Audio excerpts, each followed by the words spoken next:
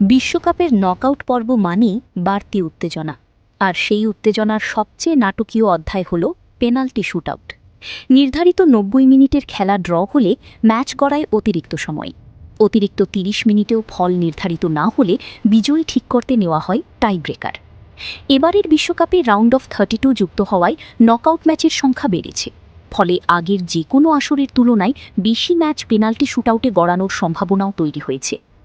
এমন পরিস্থিতিতে টাইব্রেকারকে আরও কার্যকর ও ন্যায্য করতে নিয়মে পরিবর্তনের উদ্যোগ নিয়েছে বিশ্ব ফুটবলের নিয়ন্ত্রক সংস্থা ফিফা। আগামী রোববার থেকে শুরু হচ্ছে নকআউট পর্বের ম্যাচগুলো। তার আগেই বিষয়টি নিয়ে চূড়ান্ত সিদ্ধান্তে পৌঁছাতে চায় ফিফা।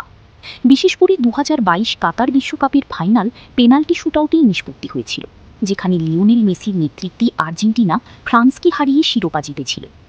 একই টুর্নামেন্টে কোয়ার্টার ফাইনালে নেদারল্যান্ডসকেও টাইব্রেকারে পরাজিত করেছিল আলবিসেলেস্তেরা।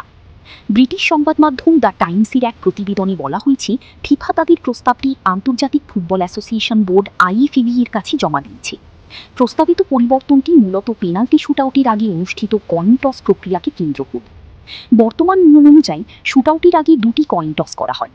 প্রথম টসে নির্ধারণ করা হয় কোন গোলপোস্টে পেনাল্টি নেওয়া হবে এবং দ্বিতীয় টসে ঠিক হয় কোন দল প্রথম শট নেবে। তবে নতুন প্রস্তাবে দুটি টসের পরিবর্তে থাকবে মাত্র একটি কয়েন টস। এই নিয়ম কার্যকর হলে টসে জয়ী দল নিজের পছন্দ মতো সিদ্ধান্ত নিতে পারবে।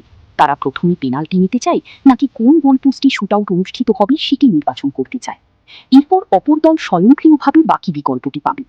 ফিফার মতে এই পরিবর্তন শুটআউটকে আরও কৌশলগত ও প্রতিযোগিতামূলক করে তুলতে পারে, কারণ টসে জয়ী দলকে গুরুত্বপূর্ণ একটি সিদ্ধান্ত নিতে হবে যা ম্যাচের ফলাফলেও প্রভাব ফেলতে পারে। এদিকে চলমান বিশ্বকাপে পেনাল্টি থেকে গোল করতে ব্যর্থ হয়েছেন দুই মহাতারকা লিওনেল মেসি ও হ্যারি কেইন। যদিও পরে দ্বিতীয় সুযোগ পেয়ে গোল করেছিলেন কেইন।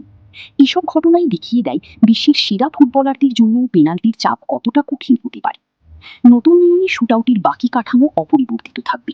দুই দল 5টি করে পেনাল্টি নেবে এবং বেশি গোল করা দল বিজয়ী হবে। 5 শট শেষে স্কোর সমান থাকলে খেলা যাবে সাডেন ডেথে।